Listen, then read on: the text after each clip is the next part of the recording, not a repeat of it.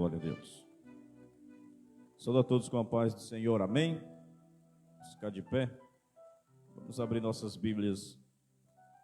Salmo 124. Salmo de número 124. Glória a Deus. Aleluia. Quem está feliz com Jesus, dá um glória a Deus. Salmo 124. Deus, nosso protetor e libertador.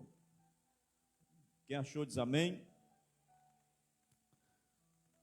Não fosse o Senhor que esteve ao nosso lado, Israel, que eu diga.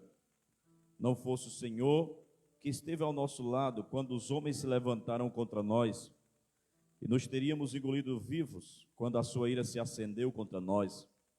As águas nos teriam submergido, e sobre a nossa alma teria passado a torrente. Águas impetuosas seriam passadas sobre a nossa alma. Bendito o Senhor que não nos deu por presa aos dentes deles. Salvou-se a nossa alma como o pássaro do laço do passarinheiro. Quebrou-se o laço e nós nos vimos livres. O nosso socorro está em o nome do Senhor, Criador do céu e da terra. Aleluia. Glória a Jesus. Feche os seus olhos. Vamos orar ao Senhor, vamos agradecer a Deus. Nós te agradecemos, Senhor, por tudo que tu tens feito na nossa vida. Te agradecemos por este momento, a oportunidade que tu nos concede em estar mais uma vez na tua casa. Obrigado por mais uma sexta-feira, por mais um dia na tua presença, por mais uma noite. Semana já finalizando, mas tu tem nos ajudado, tem nos sustentado. Obrigado, Pai, por tudo, pelas tuas boas dádivas. Que tu venhas fazer coisas grandes no nosso meio. Que o Senhor venha falar conosco através da tua palavra essa noite, do teu ensinamento. Que tu venhas, Senhor, nos edificar cada dia e abençoar a vida dos irmãos que aqui estão, que se disporam a estar aqui na tua presença, os que vêm pelo caminho, trazem segurança até a tua casa. Fala conosco, Senhor, fica conosco. Abençoa os teus filhos que irão louvar, vão entoar louvores a ti, unge a cada um. Vem curando aqueles que estão enfermos, estão impossibilitados de estar esta noite aqui, mas passa o teu bálsamo e o teu óleo de cura, no nome de Jesus. É o que nós te pedimos e te oramos e já te agradecemos. Amém e graças a Deus. Glória a Deus. Saudamos a amada igreja com a paz do Senhor Jesus, amém? Amém. Aleluia, vamos adorar o Senhor. Glorificado seja o teu santo nome, Senhor Jesus. Obrigado pelo teu amor, Senhor Deus. Obrigado por permitir estarmos aqui em tua casa. Aleluias.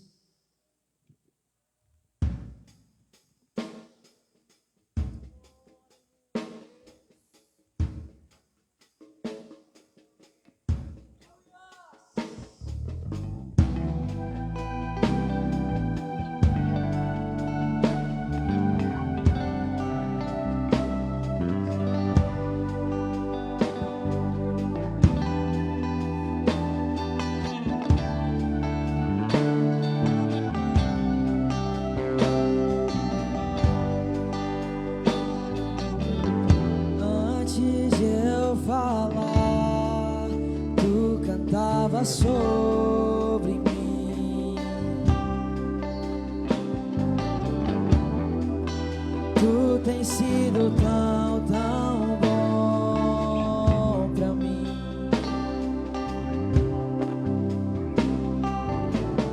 Antes de eu respirar, sopraste tua vida em mim.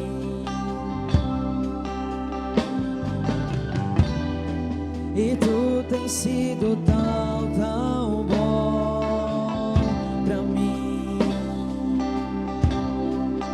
Oh, impressionante, infinito e ousado amor de Deus.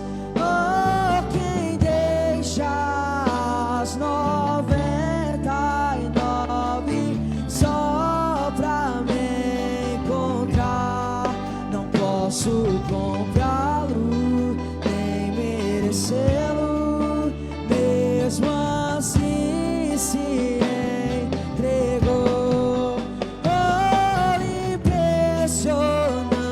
infinito e ousado amor de Deus.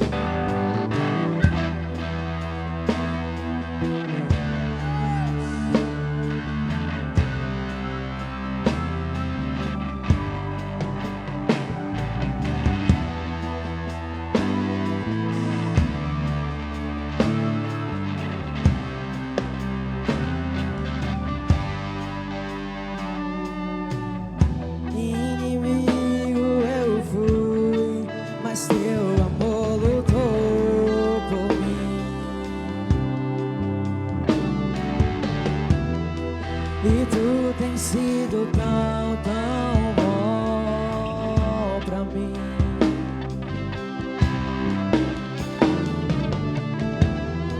Não tinha valor, mas tudo pagou por mim.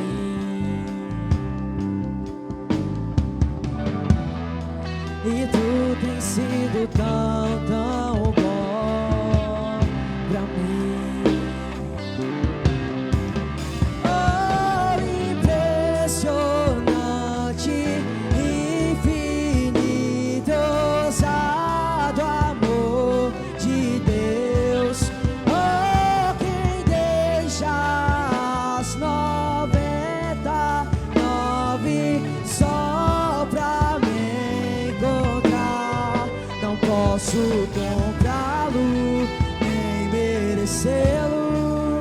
Mesmo assim se entregou. Oh, impressionante, infinito e ousado amor de Deus. Obrigado por esse amor, Jesus. Esse amor que é ousado e inexplicável. Nós glorificamos o teu nome, Jesus.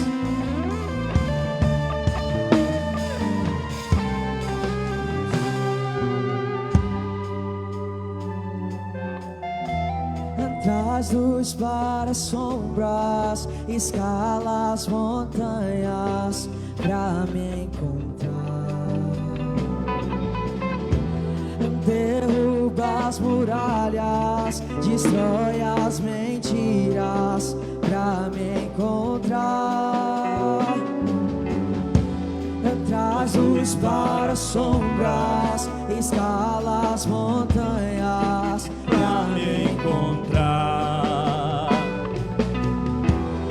derruba as muralhas, destrói as mentiras pra me encontrar. Traz luz para as sombras, escala as montanhas pra me encontrar. Derruba as muralhas, destrói as mentiras pra me encontrar. Traz luz para as sombras,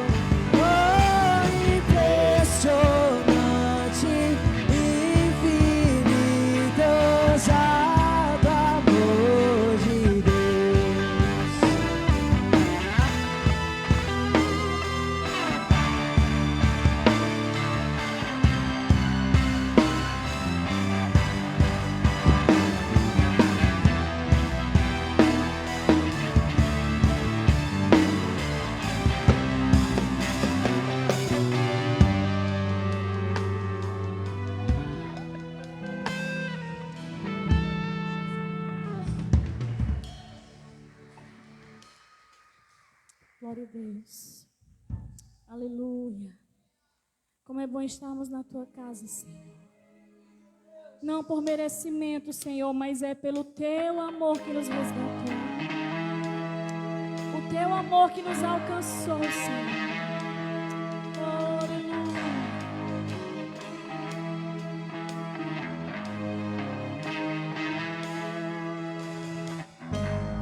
Me conheces,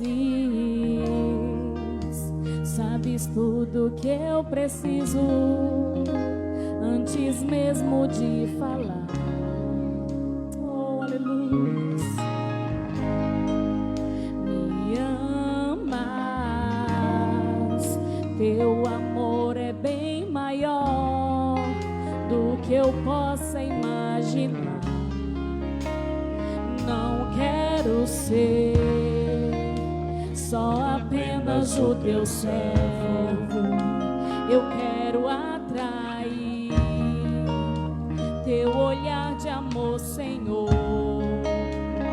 Eu venho a ti como um filho que te ama. Tudo que eu quero é estar perto de ti. Nos teus braços eu quero descansar. Correndo irei Pra te abraçar, meu Pai. Tu és a minha herança, meu Pai, razão da minha vida, meu Pai. Tudo que eu preciso está em ti. Eu quero estar na casa do Pai, comer em tua mesa, meu Pai. Tudo que eu sou É para ti, vivo só pra ti.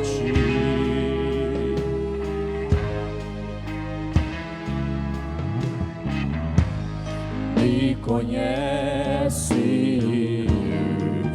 sabes tudo que eu preciso antes mesmo de falar. Me amas, teu amor é bem maior do que eu possa imaginar. Não quero ser só apenas o teu servo, eu quero atrair teu olhar de amor, Senhor. Eu venho a ti como um filho que te ama. Tudo que eu quero é estar perto de ti, Senhor. Nos teus braços eu quero descansar. Correndo irei pra te abraçar, meu Pai. Tu és a minha herança, meu Pai, razão da minha vida, meu Pai. tudo que eu Preciso preciso estar em ti. ti. Eu quero estar na casa do Pai, comer em tua mesa, meu Pai. Tudo que eu sou é para ti, vivo só pra ti. Eu vivo, Senhor.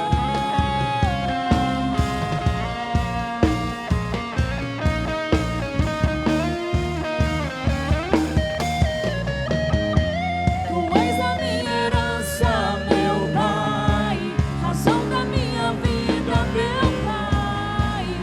Tudo que eu preciso está em ti. Eu quero estar na casa do Pai, comer em tua mesa, meu Pai. Tudo que eu sou é para ti.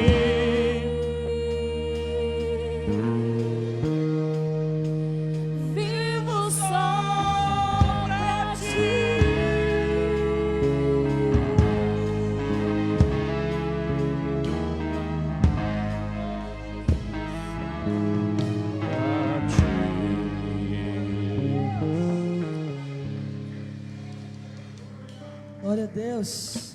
Nós vivemos só para Ti, Senhor Jesus. Neste momento você está com a oportunidade de trazer ao altar do Senhor os seus dízimos e a sua oferta. Continue adorando ao Senhor. Obrigado, Senhor, por nunca ter desistido de nós, mesmo não merecendo, meu Pai.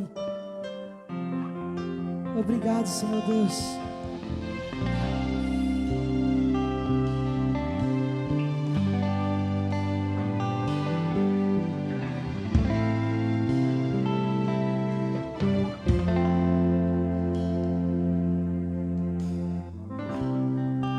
Não importa quem você é, não importa o que você fez, Jesus conhece o seu interior também. Quantas vezes você caiu tentando acertar, mas a tristeza e o desespero te fizeram chorar. Não importa pra onde você foi, se na escuridão da noite Ele apaga o seu passado e não desiste de você. Ele não desiste de você, Ele se importa com você, Ele compreende seu caminhar. Nunca vi amor tão grande assim. Ele não desiste de você, Ele se importa com você, Ele compreende seu caminhar. Nunca vi um amor tão grande assim. Ele não desiste.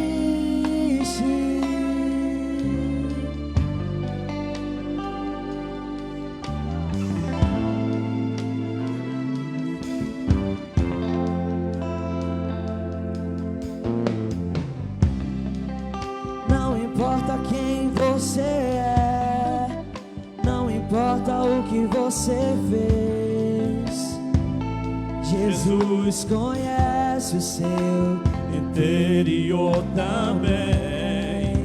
Quantas vezes você caiu tentando acertar, mas a tristeza e o desespero te fizeram chorar. Não importa pra onde você foi, se na escuridão da noite Ele apaga o seu passado e não desiste de você. Ele não desiste de você, Ele se importa com você, Ele compreende seu caminhar. Nunca vi um amor tão grande assim. Ele não desiste de você, Ele se importa com você, Ele compreende seu caminhar. Nunca vi um amor tão grande assim. Ele não desiste.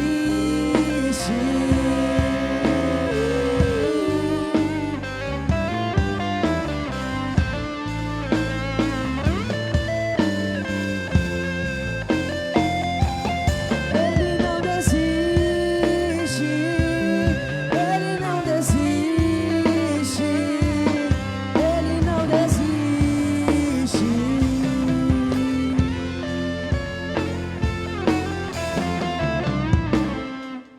Não importa pra onde você foi, se na escuridão da noite Ele apaga o seu passado e não desiste de você. Ele não desiste de você, Ele se importa com você, Ele compreende seu caminhar. Nunca vi um amor tão grande assim. Ele não desiste de você, Ele se importa com você, Ele compreende seu caminhar. Nunca vi um amor tão grande assim. Ele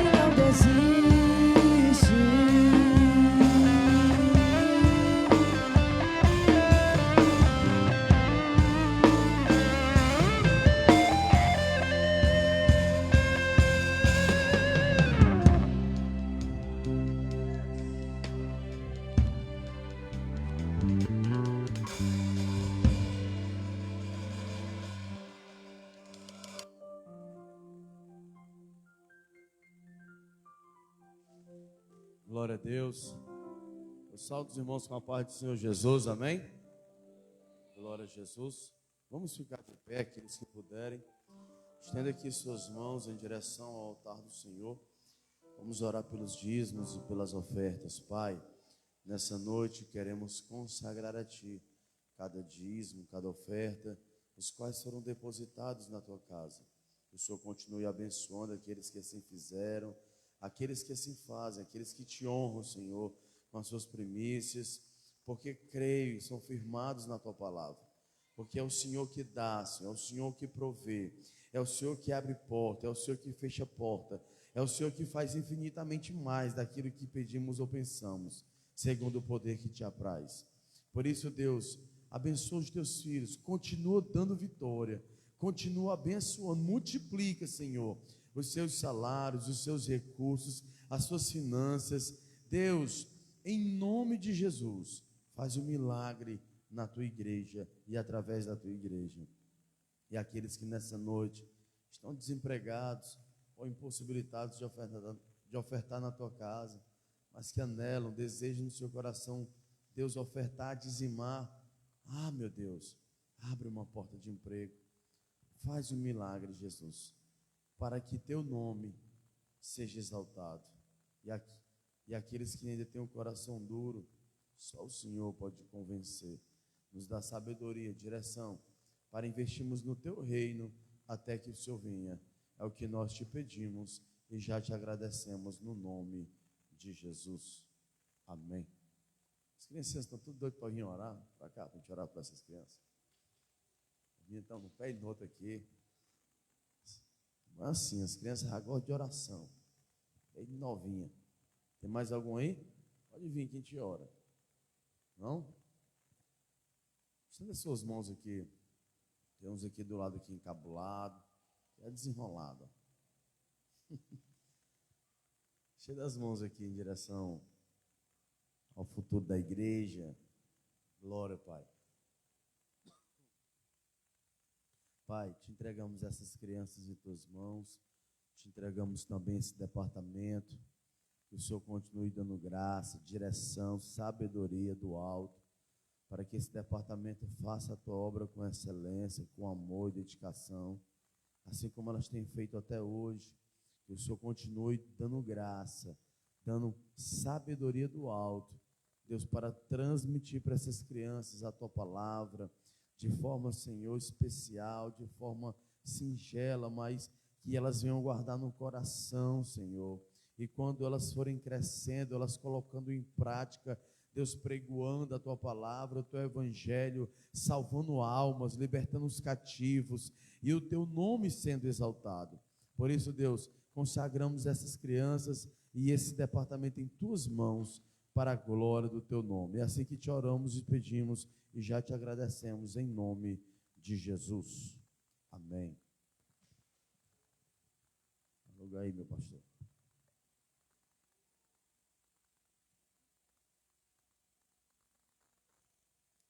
Glória a Deus. Saúde a todos com a paz do Senhor. Amém? Quem está feliz com Jesus aí? Glória a Deus. Maravilha, né, irmãos? Mais uma vez na presença de Deus. Aprender a palavra. Nós nos enchermos dessa palavra tão maravilhosa.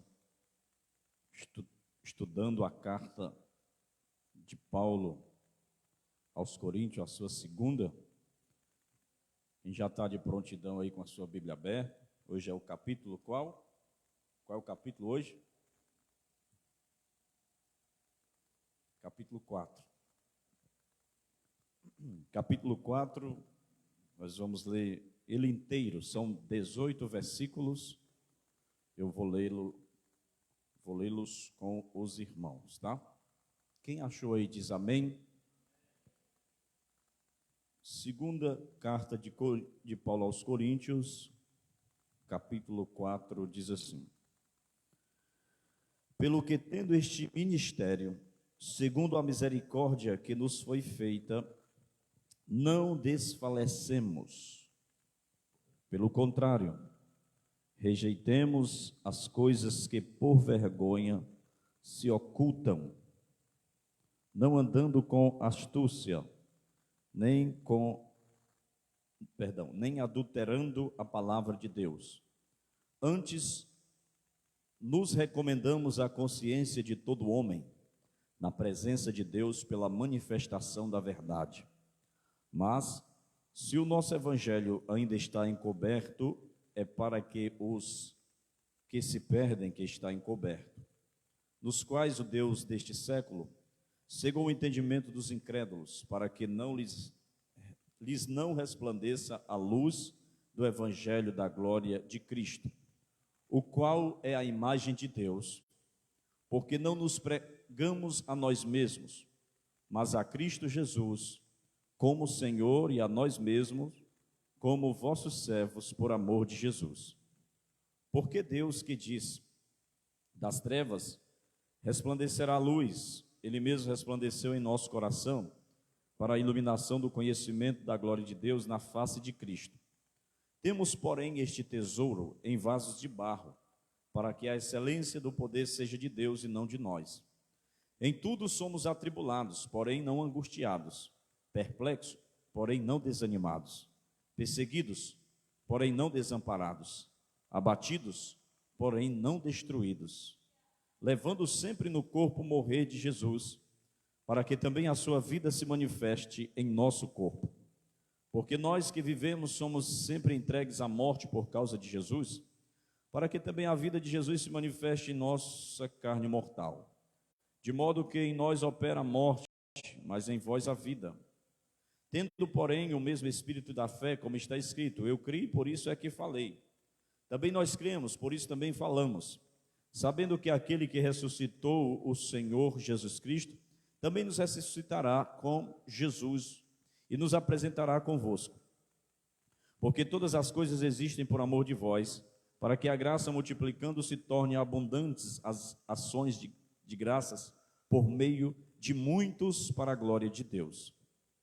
Por isso não desanimamos, pelo contrário, mesmo que o nosso homem exterior se corrompa, contudo o nosso homem interior se renova de dia em dia, porque a nossa leve e momentânea tribulação produz para nós eterno peso de glória, acima de toda comparação, não atentando nós nas coisas que se veem, mas nas que se não veem, porque as que se veem são temporais, as que se não veem são eternas. Aleluia. Magnífico esse texto. Feche os seus olhos aí por um instante. Senhor, nós queremos te agradecer mais uma vez, nos colocar diante das tuas mãos, que tu venhas falar conosco, me usar através do teu Espírito Santo, que eu seja um canal mais uma vez, me coloco à tua disposição, e que seja uma bênção essa palavra para mim, para a tua igreja e para todos nós, quem acompanha também pela internet. Fica conosco, Espírito Santo, é o que nós te pedimos e te agradecemos. Amém, graças a Deus. Pode sentar glorificando ao Senhor. O Ministério da Nova Aliança, sobre o que nós vamos discorrer hoje.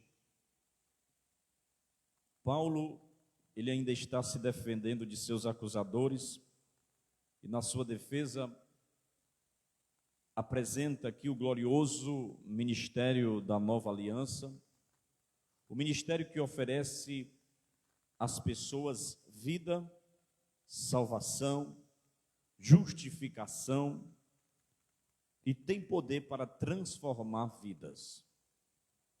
Nós vamos analisar nesse texto hoje 4 verdades benditas apresentadas pelo apóstolo neste texto em tela. 4 verdades benditas apresentado pelo apóstolo neste texto. A primeira verdade é um evangelho glorioso. Um evangelho glorioso. Diga comigo, um evangelho glorioso. O evangelho não é produto da mente humana, mas da revelação divina. A origem do evangelho não é na terra, a sua origem é no céu. E dentro deste primeiro ponto, eu quero destacar 6 pontos importantes acerca desse evangelho. Primeiro lugar, ele é concedido pela misericórdia divina e não pelo mérito humano. Repetindo, esse evangelho é concedido pela misericórdia divina e não pelo mérito humano. Veja o versículo 1, espero que você esteja aí com a Bíblia aberta, como de costume, na sexta-feira. Ele diz: pelo que tendo este ministério, segundo a misericórdia que nos foi feita. Segundo o quê? A misericórdia. Segundo o quê? A misericórdia que nos foi feita. Então, a palavra misericórdia, ela indica exatamente a remoção apaixonada da miséria. Jesus nos demonstrou misericórdia. Paulo está falando isso porque ele conheceu a misericórdia demonstrada por Deus. Porque Paulo, ele era um feroz perseguidor da igreja. Ele diz a Timóteo que ele era o principal dos pecadores e nem era digno de ser chamado apóstolo. Misericórdia, no sentido mais literal e amplo da palavra, significa pegar um miserável, colocar no seu coração. Miseris cardia. Miseris, miserável, cardia, coração. Pegar o miserável e colocar no coração. Ter misericórdia daquele miserável que não vale nada. Então nós éramos assim, miseráveis, sem Cristo, sem Deus, sem rumo. Mas a misericórdia de Deus nos alcançou. Aleluia. Esse privilégio que Paulo está dizendo deste ministério, deste evangelho, ele é concedido pela misericórdia de Deus. Isso é o primeiro ponto aqui. Segundo, ele nos dá forças para enfrentar o sofrimento. Porque Paulo continua, que diz foi concedido por misericórdia, e ele continua: não desfalecemos. Não desfalecemos. Essa palavra grega aí significa perder a coragem, desfalecer ou desanimar. Ela denota o covarde, aquela pessoa que é de coração mole. Esse verbo não tem que ver com fadiga física, mas com cansaço espiritual. Às vezes não é que a pessoa esteja cansada fisicamente, mas ela está cansada espiritual. Pessoas que não veio para a igreja hoje, eu digo sem medo de errar, não vieram hoje, não é porque estão cansadas fisicamente, é porque estão cansadas espiritualmente. Mas Paulo está dando-nos aqui um conselho: não desfaleçamos. O evangelho é a maior notícia que já ecoou no mundo, mas também é a que enfrenta a maior resistência e oposição do diabo, do mundo e da carne. Vou repetir, o evangelho, ele é a melhor notícia. A melhor notícia que já ecoou no mundo, mas também é a que enfrenta a maior resistência, a maior oposição do diabo, a maior oposição do mundo, a maior oposição da carne. Você observa hoje, principalmente, não só no Brasil, mas quase que todos os países, uma resistência grande ao que chamam de cristianismo. Eu prefiro chamar mais de evangelho, porque todos eles querem respeito às demais religiões, mas quando chega na questão do evangelho ou do cristianismo, há uma resistência. Eles dizem respeitem todas as religiões, mas não respeitam o cristianismo. Nós temos bem fresquinho uma notícia de última hora de um professor em uma das escolas de Fortaleza, que ele, professor de filosofia, ele escreveu na lousa, está público na internet, uma deputada denunciou, foi bater até agora na Câmara Federal. Ele colocou na lousa para os alunos: Jesus foi um idiota e um vagabundo. O que é isso? Imagine se alguém chega e fale mal de um pai de santo dessa forma, de um feiticeiro, de alguém que professa religiões afros. Isso cai na mídia. Que era o que eu fazer com esse professor? Imagine o escrachamento público.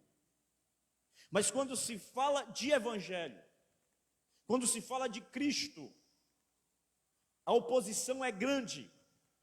E nós temos os nossos jovens nas universidades e nas escolas que eles sofrem pressão todos os dias. Já dizia G.K. Chesterton, um ensaísta, escritor literário, e se não me engano ele foi político também, cristão, da Inglaterra antiga. Ele escreveu o seguinte: eles querem que você respeite que todas as religiões sejam respeitadas, menos a sua, ou seja, o cristianismo. Então nós vivemos em um ataque público, sem máscaras, publicamente, eles não escondem mais, contra o evangelho, contra o cristianismo. Mas por que essa tremenda e ferrenha batalha contra o cristianismo? Porque o evangelho é a única mensagem que pode transformar esse mundo. Você tem a mensagem, irmão, que pode transformar o mundo. Nós somos o único povo da terra que nós temos uma mensagem que transforma o mundo, que transforma a vida, que transforma a família, que transforma a história. Somente o evangelho. Por isso, ainda enfrenta a maior resistência e oposição do diabo, do mundo e da carne. E Paulo enfrentou tanta sorte de sofrimento que ele sofreu muito por causa deste evangelho.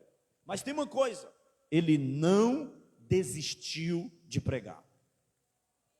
Ele não desistiu de pregar o evangelho. É por isso que ele diz assim: não desfalecemos.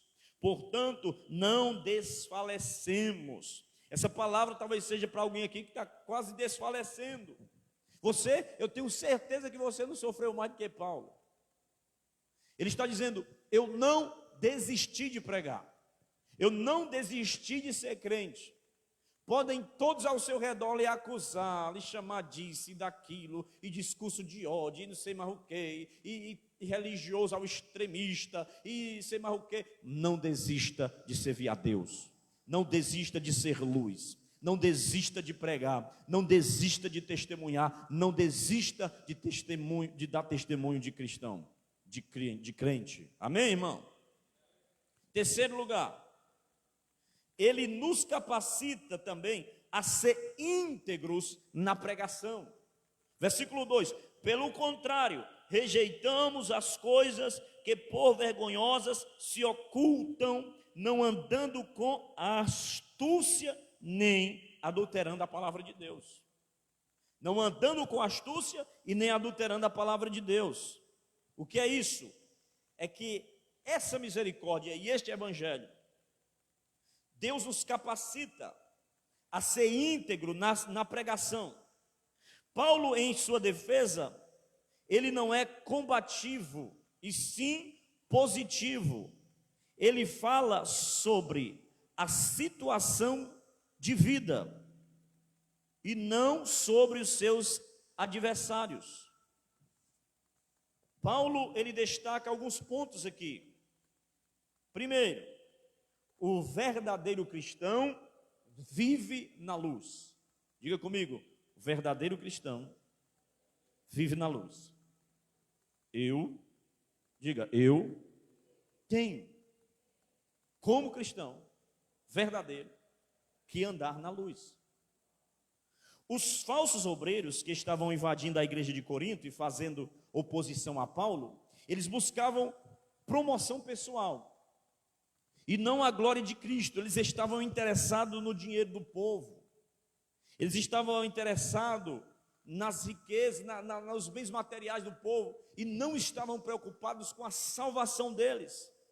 Eles eram enganadores, eles eram astuciosos, eles faziam marabalismos. Eles não estavam preocupados se eles iam ser salvos, se eles iam para o céu, se eles iam para o inferno. Eles queriam saqueá-los intelectualmente, materialmente, financeiramente. E Paulo está dizendo aqui, rejeitando as coisas que por vergonhosas se ocultam, não andando com astúcia. Primeiro, o verdadeiro cristão. Por quê? Porque primeiro o verdadeiro cristão, ele tem que andar na luz. Ele tem que ser luz em meio às trevas. As trevas, elas só reinam até chegar à luz. Não existe verdadeiramente trevas, o que existe é a ausência de luz. Porque onde existe luz não há trevas, irmão. Segundo, o cristão verdadeiro, ele não usa truques para pregar o evangelho, para pregar a palavra. Isso é muito importante pontuar aqui. Os falsos mestres em Corinto, eles estavam usando astúcias, estavam usando truques para pregar. Esses falsos mestres, eles estavam imitando a astúcia da serpente que enganou Eva no Éden. Vem comigo aqui para capítulo 11, 2 Coríntios, 11:3, por favor, irmão Júnior, pega o microfone aí e leia. Parece que eu estou mais cego do que nos outros dias hoje. 11:3, me disseram que meu óculos ia chegar domingo. Ó, que difícil, né? Ora aí, irmão, vê se meu óculos chega daqui para amanhã. 2 Coríntios 11:3. Temo que assim como a serpente, com a sua astúcia, enganou Eva, assim também a semente de vocês seja corrompida e se afaste da simplicidade e pureza devidas a Cristo. Versículo 11. Porque será que é porque não amo vocês? Deus o sabe. Versículo 14. E não é de admirar, porque o próprio Satanás se disfarça de anjo de luz. 15. Portanto, não deveria surpreender que os seus próprios ministros se disfarcem em ministros de justiça. O fim deles será conforme as suas obras. Agora o capítulo 12, versículo 6. Pois se eu vier a gloriar-me, não serei louco, porque estarei falando a verdade, mas evito fazer isto, para que ninguém se preocupe comigo, mais do que vê em mim ou do que ouve de mim. Então, esses falsos mestres, eles estavam enganando, eles estavam usando, a palavra que Paulo usa aqui é astúcia. Astúcia é a palavra grega panorgia, ela aparece 5 vezes no Novo Testamento, essa palavra. E sempre que essa palavra ela sempre aparece com conotação exclusivamente negativa. Os falsos mestres, astuciosamente, eles usavam manobras psicológicas, táticas para impressionar e apelos emocionais para seduzir as pessoas com sua falsa mensagem. Então, eles usavam truques psicológicos. Ainda hoje, existem pessoas assim. Eles são maliciosos. Eles usam a massa humana como uma forma manipulável. Eles têm técnicas. O evangelho não é nada disso. O evangelho não é técnica, o evangelho não é lavagem cerebral, o evangelho não é extrapolamento psicológico. O evangelho é puro e é simples. É a palavra de Deus. As pessoas parecem que eles não se contentam só com o evangelho. E o culpado disso, muitas vezes, não é nem apenas o pregador falso. Às vezes é quem está lá, embaixo, escutando. porque se deixa ser manipulado. E as pessoas não se contentam apenas com a palavra, porque acham que não basta. Eles querem atrativos e eles querem aparatos. E muitas vezes só existe pessoas com astúcia, porque existe ouvintes querendo cair nas astúcias deles. Paulo está dizendo a sua integridade, ele diz: eu zelo por vocês, mas temo que, como aquela serpente enganou a Eva, engane vocês também. Porque os camaradas, eles traziam assim, deixavam as pessoas de boca aberta. Os discursos, a oratória, a dialética e a dialógica, era em um nível assim, espantoso. Mas Paulo chega e diz assim: cuidado, não usemos de astúcia. E eles impressionavam os ouvintes desta forma. Mas o cristão verdadeiro, ele não usa truques. Tem pessoas que até para atrair multidões, irmãos, eles usam truques, eles inventam milagres, eles inventam testemunho, eles aumentam, né? Diz que é evangelista, mas é evangelástico. Porque ele passa, rapaz, ele pregou, eu preguei numa igreja que tinha 30 mil pessoas, às vezes só tinha 50. Aceitou Jesus lá, 200 pessoas, às vezes foi só 3. Rapaz, eu vou dizer uma coisa, eu estava pregando não sei mais aonde, e Deus batizou centenas com o Espírito Santo, às vezes foi só um, ainda foi a força. Empurrou de goela abaixo. Quase quebra a cabeça do coitado do irmão. Então, pessoas que aumentam números. Paulo, ele poderia muito bem aumentar as histórias. Mas Paulo não precisava disso, irmão. Sabe o que foi que ele fez? Quando ele estava escrevendo a última carta a Timóteo, que nós vamos chegar lá, a carta mais emotiva, mais emocionante que eu acho. Ele diz: Paulo, é o seguinte, Demas me desamparou, mando o presente século. Tíquico foi para a Galácia, o outro foi para a Dalmácia, só Lucas está comigo. Eu deixei Trófimo doente em Mileto. E podia muito bem dizer que o cara não tinha ficado doente e não colocar isso na carta. Como é que o apóstolo Paulo, que orava por todo mundo, até o lenço dele tinha unção, está acabando o ministério dele e o companheiro de ministério dele está doente em Mileto. Mas ele faz questão de registrar: deixei Trófimo doente em Mileto. Por quê? Porque quem faz não somos nós, quem faz é Deus. E como diz a letra daquele hino, se ele fizer o milagre, ele é Deus. Se ele não fizer, ele continua sendo Deus. Aí as pessoas acham que é demérito. É porque eu orei e não ficou, e não curou. Não sou eu que cura, quem cura é Deus. A vontade é dele, o poder é dele. Não precisa usar de astúcia. Aí tem pessoas que andam, uns evangelistas por aí, não sei se ainda existe por aí, talvez exista, mas tinha uma época aí que tinha uns camaradas que arrancavam caroço, orava, pessoal assim, aí arrancava o caroço, passava um óleo, era cheio de coração de galinha dentro do bolso, para dizer que estava curando o povo. Isso existe, irmão. O que é isso? É truque. Aí sabe o que é que acontece? Prepara os lombos agora. Tem gente que não dá uma oferta na igreja que ele congrega, mas enche o bolso desses caras aí. É o homem de Deus, não sei o quê. E o cabo é mais enganador do que o Satanás. Aí aflui um monte de gente. O crente não tem discernimento. Ele não está no estudo bíblico. Ele não está no culto de ensino. E é enganado e levado por vento de doutrina.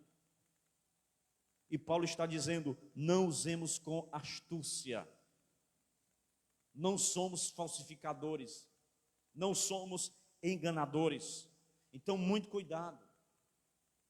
Peça discernimento a Deus. Porque o irmão leu aqui que o inimigo ele se disfarça até de anjo de luz. Antigamente tinha um adágio cristão que os nossos pais diziam: ele vem com um sapatinho de algodão, bem macio, igual a faca na manteiga. Cuidado. Amém, irmãos? Quem está aí, dá glória a Deus. Vamos lá. Primeiro, o cristão vive na luz. Segundo, verdadeiro cristão, ele não usa truques para pregar a palavra, prega a palavra assim como ela é. Terceiro, o verdadeiro não adultera a palavra para ganhar os ouvintes, porque a próxima palavra que ele diz aí, ó, ele diz, versículo 2, olha para a Bíblia: não andando com astúcia, nem adulterando a palavra de Deus. Não andando com astúcia e não adultera a palavra de Deus. O verbo traduzido por adulterando aqui é dolor, no grego. Só se encontra essa palavra aqui no Novo Testamento. É empregado nos papiros a respeito da diluição do vinho com água, que sugere que Paulo teria em mente a corrupção da palavra de Deus mediante mistura de ideias estranhas. Falsos mestres, eles adulteram a palavra de Deus. Então Paulo traz essa palavra aqui, dolor, dois O no final, que eram os camaradas que adulteravam o vinho. Eles iam vender o vinho, para render mais, eles lascavam a água dentro do vinho. Aí vem aquele vinho velho fraco. Aí o pessoal comprava, turista, não sei o quê. Olha, comprei o vinho de Corinto, o vinho legítimo, estava tudo adulterado. Ele está dizendo, nós não adulteramos a palavra de Deus. Roy Stedman, ele diz o seguinte, que adulterar a palavra de Deus, torcendo o significado dos textos, ou fazendo uma aplicação errada da verdade, a fim de obter uma aparência de sucesso, é o grau mais elevado da desonestidade. É você ser desonesto com as palavras do próprio Deus. Você gostaria que você mandasse um recado para alguém, a pessoa chegasse lá, distorcesse todo o seu recado? Você visse ali uma brecha que você ia ganhar alguma coisa com aquilo, ia denegrir a palavra do outro, trocar a palavra do outro, o sentido da palavra do outro, para você se locupletar em cima da palavra dele, você estaria sendo desonesto. Então Paulo estava dizendo, não adulterando a palavra de Deus. Tem que ser o vinho puro, tem que ser a palavra pura, tem que ser a comida pura, o tempero puro, porque a Bíblia diz que a palavra do Senhor é pura, é purificada como a prata 7 vezes purificada. Aleluia! A palavra de Deus é pura. Amém, irmãos? O cristão verdadeiro, ele vive de forma transparente na presença de Deus e na presença dos homens. Ele continua, nem adulterando a palavra de Deus, antes nos recomendamos a consciência de todo quem? De todo, olha para o texto, irmão, versículo 2, capítulo 4, versículo 2, quem está com a Bíblia aberta, diz glória a Deus. Versículo 2, lá embaixo, nem adulterando a palavra de Deus, antes nos recomendando a consciência de todo homem, na presença de Deus, pela manifestação da verdade. Então, Paulo, ele tinha uma vida transparente diante dos homens e diante de Deus. Contudo, o seu propósito não é apenas receber o aval dos homens, mas ser aprovado por Deus. Porque não adianta nada você ser apenas benquisto diante dos homens, se você não é diante de Deus. E Paulo, ele estava pouco preocupado com o aval dos homens. Ele tinha uma vida transparente diante dos homens, mas o compromisso que ele tinha não era com os homens, o compromisso que ele tinha era com Deus. O ministério de Paulo tem como alvo a manifestação da verdade. Ele diz, pela manifestação da verdade. Quarto lugar, ele nos admite acerca de uma terrível oposição. Paulo vai pegar agora os versículos 3 e 4, e ele vai admitir aqui, vai nos advertir, sobre uma terrível oposição. Olha o que ele diz: mas se o nosso evangelho ainda está encoberto para os que se perdem, que está encoberto, é para os que se perdem. Versículo 4, nos quais o Deus deste século cegou o entendimento dos incrédulos, para que eles não resplandeça a luz do evangelho da glória de Cristo, o qual é a imagem de Deus. Então o problema não está no evangelho, mas sim na mente entenebrecida dos ouvintes. Assim como eles estão cegos para Cristo, Deus permanece oculto para eles. Algumas verdades vamos destacar aqui também. Primeira, o evangelho, ele salva ou condena. Eu já falei sobre isso. O evangelho, ele é poder de Deus para a salvação de todos os homens, mas é daqueles que creem. Porque aquele que crê será, o evangelho salva. Mas que não crê será, o evangelho também condena. Engana-se quem pensa que o evangelho é só para salvação. É só salvação, Jesus é amor, Jesus é bom, Jesus é salvação, Jesus perdoa, Jesus nos... Mas ele também é justiça, também é vingança, também é fogo consumidor, também condena. Existe o pecado, a justiça e o juízo. O Espírito Santo está para convencer o homem, o pecado, a justiça e o juízo. Mas quando o homem condena o coração, endurece o coração, ele é condenado ao juízo.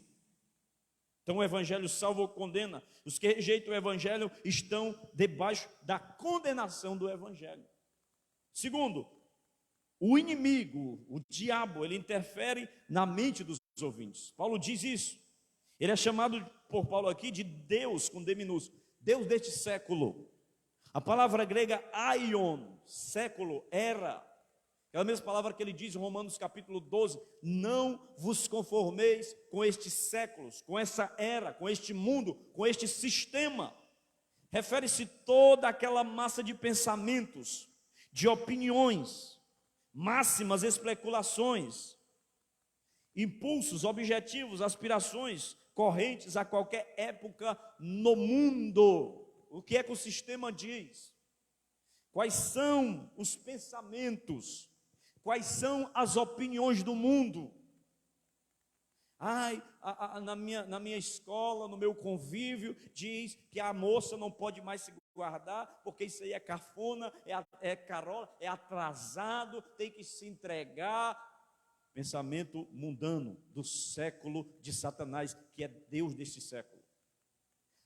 Esse negócio de ter Bíblia não serve para nada, esse negócio de palavra de Deus, não se vê o cão mesmo, não se vê o Satanás, porque agora está aberto, irmão.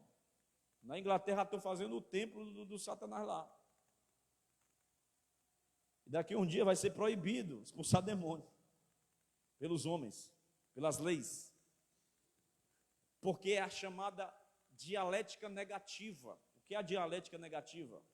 É uma das bases dos princípios da escola de Frankfurt, na Alemanha, que um monte de idealizadores marxistas se reuniram para desconfigurar tudo o que a sociedade traz de princípios e padrões conservadores. Então, tudo que nós temos como conservador de bom, eles vão dizer que é ruim. Tudo que nós temos como ponto de vista de ruim, eles vão dizer que é bom. Porque eles querem descaracterizar, desconfigurar, acabar com os padrões conservadores e divinos. Família tradicional é um deles. E o último passo é constitucionalizar tudo isso. Colocar em forma de lei. O mundo está a passos largos para o filho da iniquidade operar. Então Paulo, ele está dizendo exatamente isto. Esse século, tudo isto é pensamento deste século. É pensamento desta era. E quem é que vai sobreviver a tudo isso? Quem é que vai ter resistência contra isso? É quem é crente de verdade. Quem tem o Espírito Santo de Deus na sua vida. O inimigo age não nas emoções, mas ele age na mente. Ele cega não os olhos, mas ele cega o entendimento. Sabe qual é a estratégia do inimigo hoje? Raramente. É uma manifestação, você expulsar. O problema às vezes não está no corpo. Na mente. Mente cega, mente endurecida. Os nossos jovens estão sendo cegados, vendados. 24 horas por dia. O tempo todo. E agora aumenta-se mais e mais a integralidade das escolas, para que os seus filhos, os nossos filhos, passem mais tempo com o professor pervertido. Todo dia colocando, esquece a matéria, esquece o conteúdo.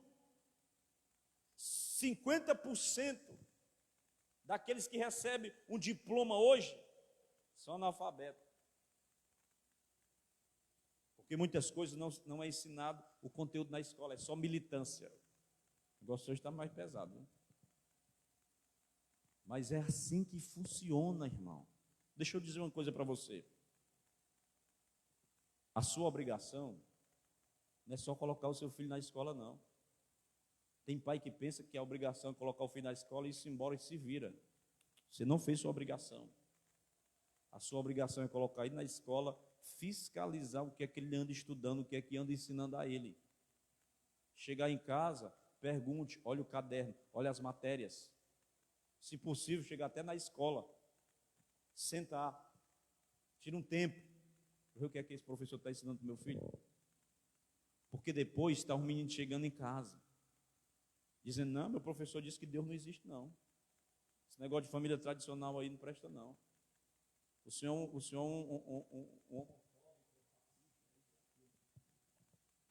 porque é isso que estão ensinando. E isso vem se avolumando. O que é isso? Esta era, este século. E a Bíblia diz que tem um que está em cima e um Deus, um D minúsculo, que comanda tudo isso. O diabo. E ele cega o entendimento dos ouvintes. Amém, irmão? Estão me ouvindo? O diabo, ele ataca os incrédulos com a cegueira espiritual. Assim como os judeus tinham um véu sobre o coração que só era removido pela conversão. Assim também ainda hoje o diabo, sob o manto de trevas, para que não lhes resplandeça a luz do evangelho da glória de Cristo, o qual é a imagem de Deus. Os que estão perdidos não são capazes de entender a mensagem do evangelho, pois Satanás os mantém em trevas. Quinto lugar, ele nos mantém longe da presunção. Olha o versículo de número 5. Porque não nos pregamos a nós mesmos, mas a Cristo Jesus como Senhor, e a nós mesmos como vossos servos, por amor de Jesus. O foco da pregação de Paulo era Cristo, e não sobre si mesmo, enquanto os falsos mestres estavam pregando a si mesmo. Ele não estava preocupado em pregar a si mesmo. Eu sou Paulo, eu sei das coisas. Eu era isso, eu era aquilo, olha o que eu estudava lá com Gamaliel, viu? Era assim uma matéria assim. Não, Paulo, pelo contrário, eu considero como esterco. Mas os outros chegavam, eu sou o santo, eu sou o pregador da vez, eu sou o homem de Deus, eu sou o profeta da vez. E esqueciam de pregar sobre Cristo. Paulo diz, nós não pregamos outro evangelho, a não ser Cristo e esse crucificado. E ele dizia que o seu foco era pregar a palavra de Cristo. O mensageiro, ele é servo e não uma celebridade. O mensageiro do evangelho não é uma celebridade, irmão.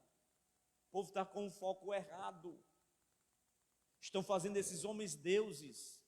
Estão fazendo desses camaradas uma celebridade. O maior.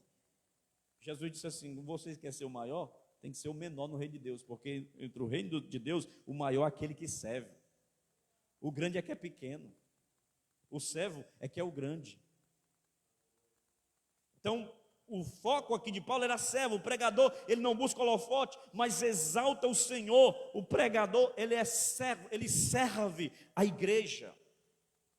Paulo estava tirando esta mentalidade aqui da mente do povo. Porque chegou aí, chegou quem? Fulano, famosão. Ele vem assim com uns 30 seguranças ao redor dele, que é para ninguém encostar nele. Tirar foto, não, agora não, sai do meio, peraí, aqui é um popstar, está vindo. É o Michael Jackson, não, que já morreu. Mas esses homens se sentem intocáveis, irmão. Ninguém troca, a glória de Deus não é dada a ninguém. A nenhum homem dessa terra. A Bíblia diz que Deus não dá glória a ninguém. Teve um que quis se exaltar, se exaltou e Deus botou ele para comer capim como uma vaca come no pasto. Nabucodonosor. Se exaltou tanto, aí vou aprender, vai virar aí um lobisomem. A Bíblia diz que cresceu pelo nele, cresceu unha, e ele ficou comendo capim no pasto. Teve outro que se vestiu assim com a roupa tão resplandecente e começou a discursar diante do povo. E as pessoas olharam e disseram: é voz de Deus e não de homem, que era Herodes. Morreu comido de bicho. Flávio Josefo diz que ele estava com roupa tão resplandecente que o sol batia e clareava sobre as pessoas. E as pessoas diziam: ele está com a glória ali em volta dele. Um incrédulo safado daquele. E a Bíblia diz que ele expirou porque ele não deu a glória devida a Deus. O pessoal até pega o texto assim: dá glória a Deus, senão vai ser comido de bicho e tal. Mas não é que ele disse glória a Deus, não. É que ele não pegou a glória e deu a Deus. Caiu no chão. Quando tiraram a roupa dele, já estava tudo comido por dentro. A glória não é do homem. Tem um louvor que diz: você pode pregar, mas a glória é de Deus. Você pode cantar, mas a glória é de Deus. Você pode até ficar rico, mas a glória não é sua.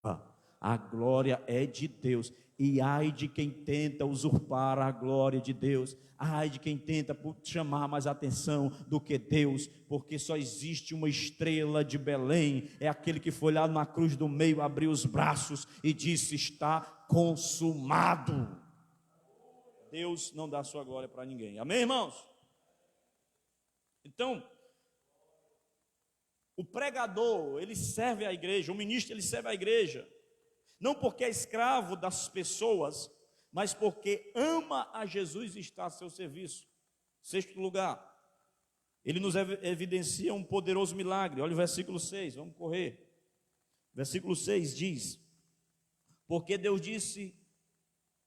Deus que disse, das trevas resplandecerá a luz, Ele mesmo resplandeceu em nosso coração, para a iluminação do conhecimento da glória de Deus na face de Cristo. A luz divina que nasceu em nós, iluminou os olhos da nossa alma e nos arrancou de uma densa escuridão para a luz da vida. Enquanto o inimigo cega a mente, Deus ilumina o seu coração. Satanás impede a iluminação, mas Deus providencia a iluminação. Foi isso que Deus fez com Paulo em Damasco. Capítulo 9, versículos 3 e 4. Quando ele cai ao chão, ele diz que vê uma luz muito fulgurosa, que ele fica até cego. E lá em Isaías diz: o povo que habitava em trevas, agora habita em uma resplandecente luz. Que luz é essa? É a luz de Cristo, a luz da salvação. Quando não o conhecíamos, andávamos em trevas, vendados nossos olhos, andávamos em escuridão, mas essa luz um dia lhe alcançou, brilhou na sua vida, e você começou a enxergar com seus olhos espirituais. A primeira aliança, a primeira criação, melhor dizendo, foi quando Deus observou a terra e só estava ali um caos. A Bíblia diz que a terra estava sem forma, vazia, em trevas e em abismo. 4 características: sem forma, vazia, em trevas e abismo.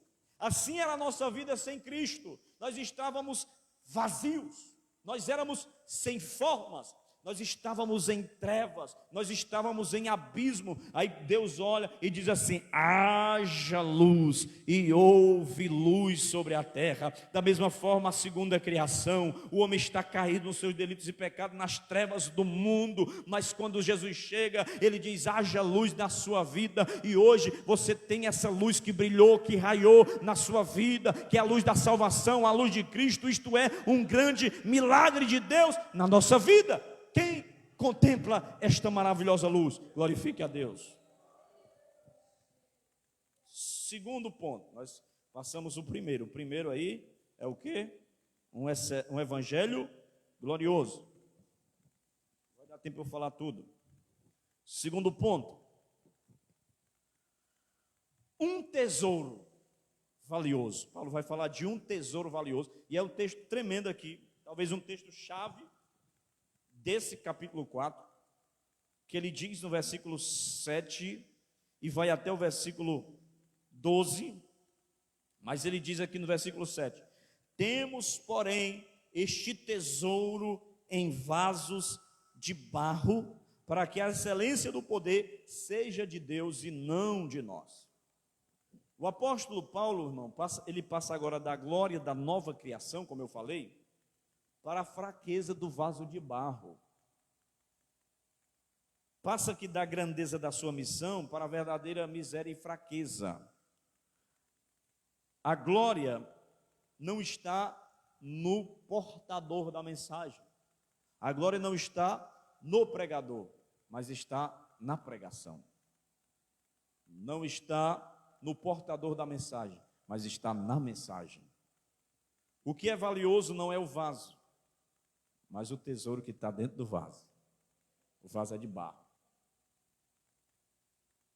Destaca aqui 3 importantes verdades neste texto. Em primeiro lugar, uma comparação bem sugestiva, né? Ele fala aqui, tesouros. A palavra tesauros, que é tesouros, refere-se àquilo que é valioso e muito caro. Enquanto a palavra ostrakinos significa vasos feitos de barro. Fala da cerâmica, aquilo que é feito de barro. A cerâmica, coríntia, ela era formosa e famosa no mundo antigo, Ela era famosa no mundo antigo.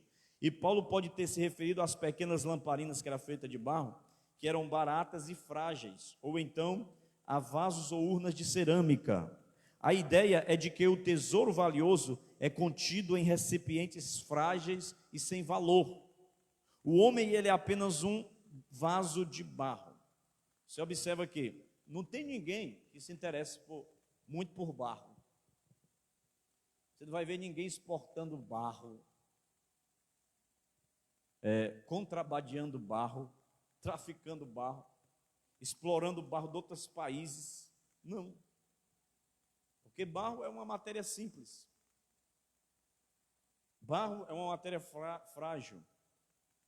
Deus pega essa matéria frágil, tão frágil, que se você pegar o barro e jogar água, ele não é mais barro, ele se transforma em lama.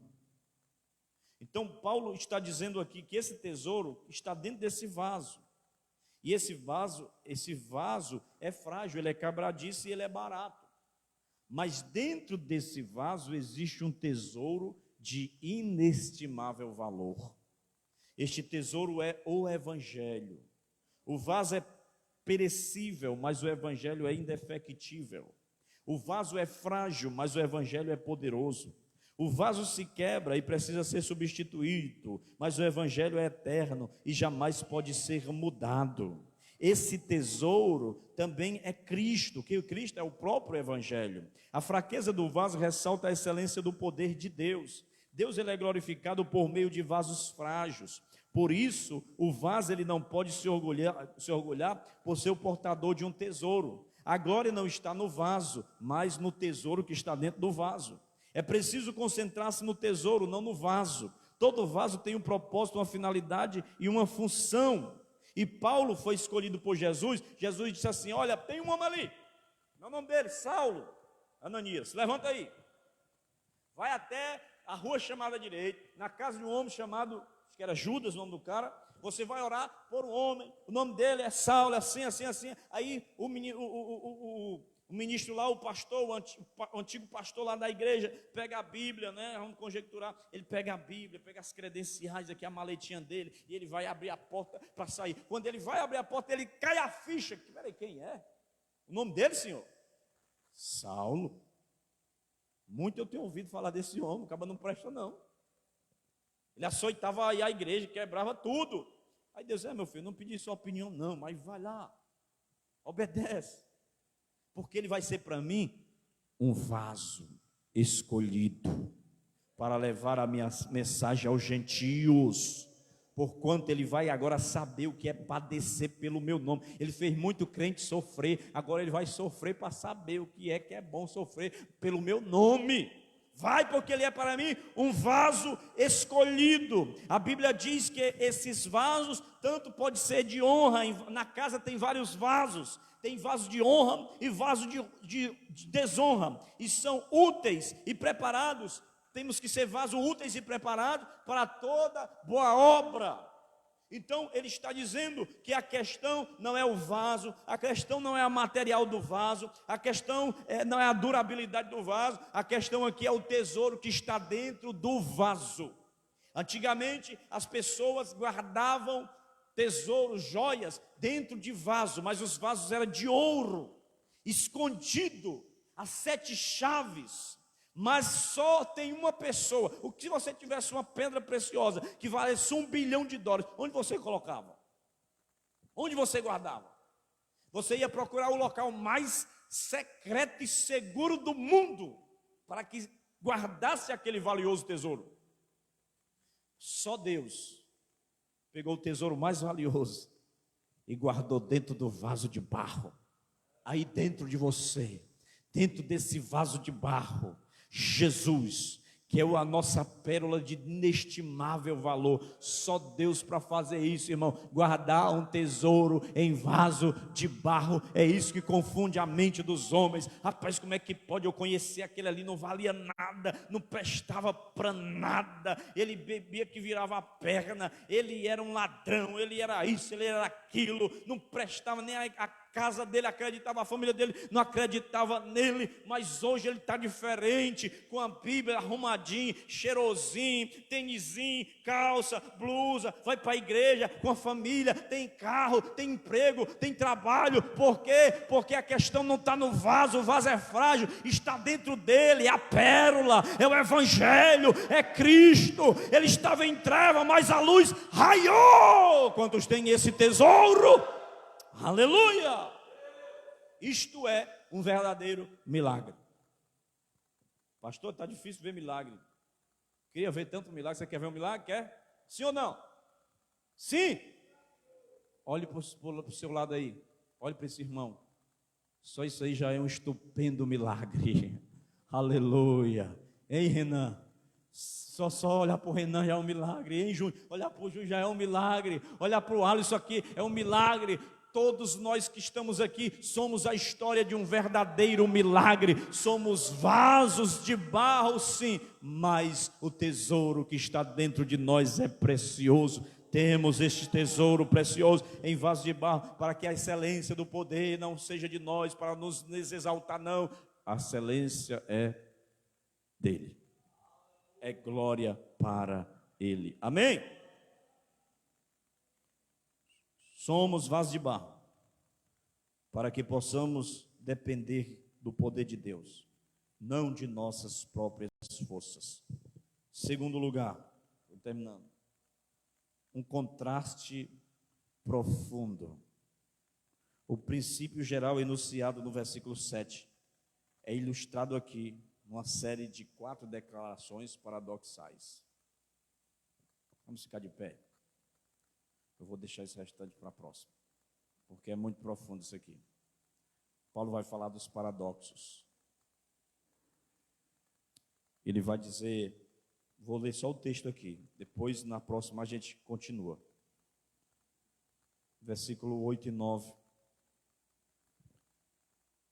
Versículo 8 ele diz, em tudo somos atribulados, porém não angustiados, perplexos, porém não desanimados, perseguidos, mas não desamparados, abatidos, porém não destruídos, estamos de pé, não caminhamos pelo que vemos, o que nos move é o quê? É o que nós temos. Nação santa, o que nós somos? Somos a igreja, por fé, estamos pela misericórdia. Quem está de pé? A perseguição não parou a igreja, o Coliseu não parou. Os leões não pararam a igreja do Senhor. O inferno não pode prevalecer. Vamos, quem vai avançar? Aleluia. Ninguém pode parar a igreja do Senhor. Aleluia, aleluia.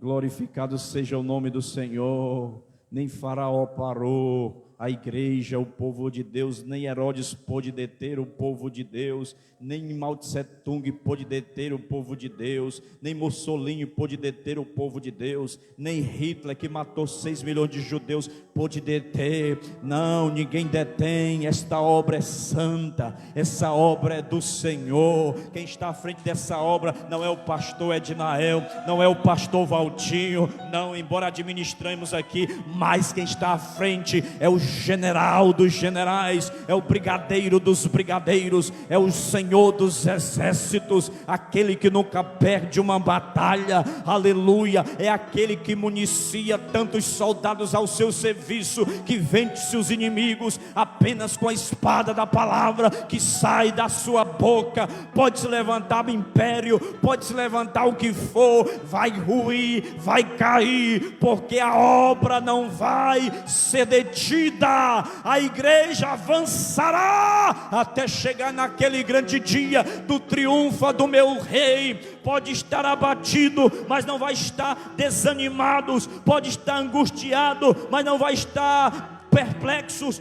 Vai estar atribulado, mas não vai estar angustiado. Podem ser perseguidos, mas não vão estar abatidos, mas não vão estar destruídos, porque quem guarda sua noiva, quem guarda o seu povo, quem guarda a sua igreja, quem guarda a sua casa, quem guarda a sua obra, é Deus, é Deus, é aquele que te alistou para a guerra, é aquele que te vocacionou, é aquele que te escolheu, que demonstra graça, que demonstra misericórdia para com a sua vida. Ei, meu irmão, fica firme, não desanima, não baixa a cabeça e não desfaleça, porque Ele é fiel.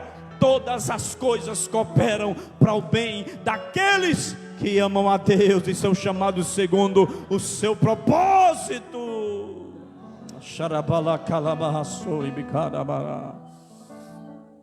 Deus está trabalhando, irmão. Deus está trabalhando.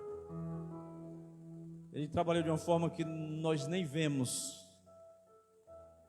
Quando menos espera, você vê a obra de Deus realizada. Deus está trabalhando em vidas. Deus está trabalhando em famílias. Deus está trabalhando em casais. Deus vai moldar ainda muita gente esses dias. Porque é vaso de barro.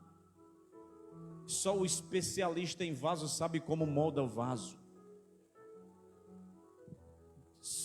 Jeremias, dispõe-te, desce à casa do oleiro, porque eu vou te mostrar como é que o oleiro trabalha com o vaso. Jeremias desceu e olhou, e ele estava entregue ao seu trabalho, colocando a roda para rodar, misturando a água com o barro e moldando e fazendo. Só que a Bíblia diz que o vaso que estava na mão do oleiro se quebrou na mão do oleiro.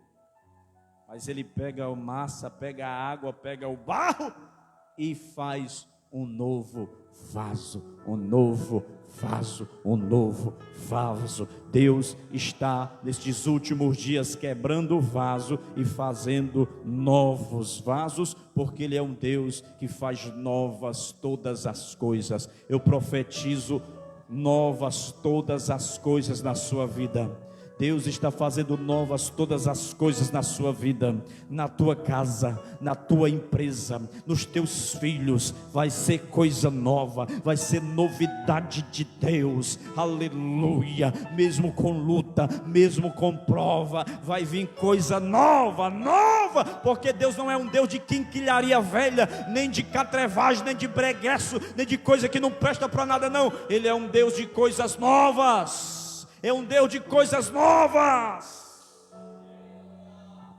Ó Senhor, fica conosco, nos ajuda, nos dá uma noite na tua presença, tranquila, de paz. Leva os teus filhos para os vossos lares, em proteção, no nome de Jesus. É o que nós choramos, te agradecemos desde já. Quem crê, aplauda bem forte a Jesus. Glória a Deus. Domingo pela manhã, 7 da manhã, consagração. À noite, culto de ceia. Não esqueça o quilo do amor.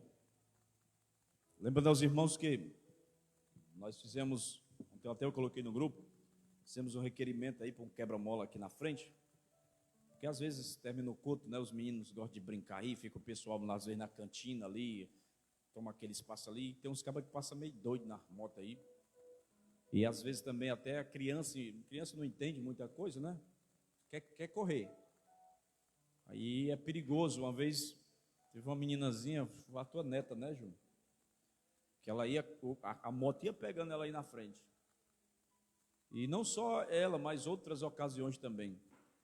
Então eu vi a necessidade de colocar ali um quebra-mola, para a pessoa vir já reduzir, né, tem uns que não respeitam quando tem gente não, passa aí que tá nem aí, e é porque é calçamento, mas se fosse pista, né, aí colocando aí já melhora um pouco, né, porque se ele vier voado, ele quebra os beiços aí no chão, mas foi aprovado, graças a Deus, fizeram lá a sessão lá e votaram esse requerimento e foi aprovado. Agora vamos esperar a infraestrutura vir e fazer, né?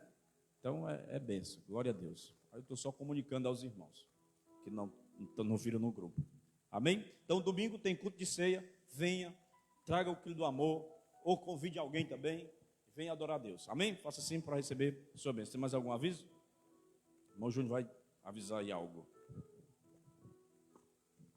Glória a Deus, Pai do Senhor mais uma vez.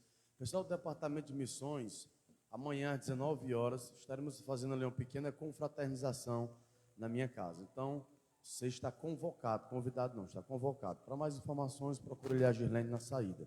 Amém? Glória a Deus. Então, irmãos, próxima semana, próximo culto, né? É carnaval, tem o carnaval aí. Próximo culto de ensino, terminamos o capítulo. Amém? Faça assim para receber sua bênção. Que a graça do nosso Senhor Jesus Cristo, o amor de Deus o Pai, a comunhão e as consolações do Espírito Santo seja com todo o povo de Deus, desde agora e para sempre. E só aquele que crê como eu creio, diga assim comigo. Amém! Deus abençoe.